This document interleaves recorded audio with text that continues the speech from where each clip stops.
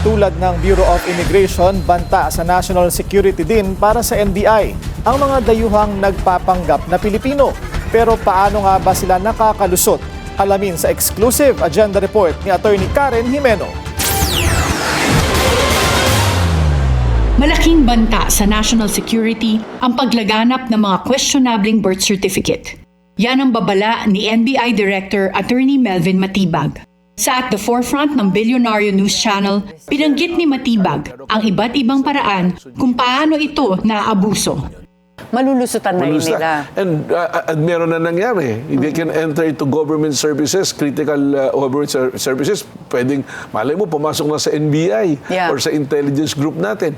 Or sa politika, naging mayor like Alice Guo, hindi ba? Yeah. Tapos, you can also manipulate. If you can upload, let's say, sa isang lugar na magpasok ka ng 50,000, that can only change the voting pattern. Yeah, Pwede the voting naman panalo patterns. ng Oo nga kandidato. naman, tama.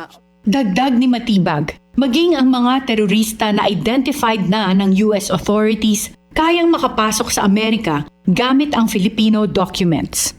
Halimbawa, from Middle East na yung pala naka-red tag sa kanila itong name na to.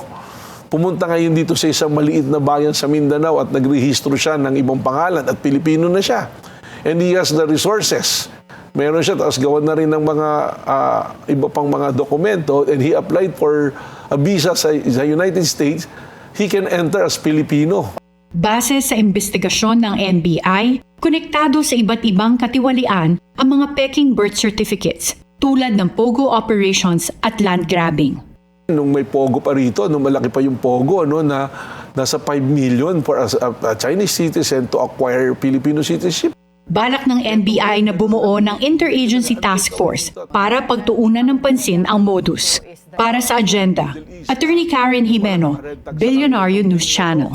Manatiling nakatutok sa Bilyonaryo News Channel, sumubaybay sa aming social media accounts at mag-subscribe sa aming YouTube channel para sa mga eksklusibong balita at storya.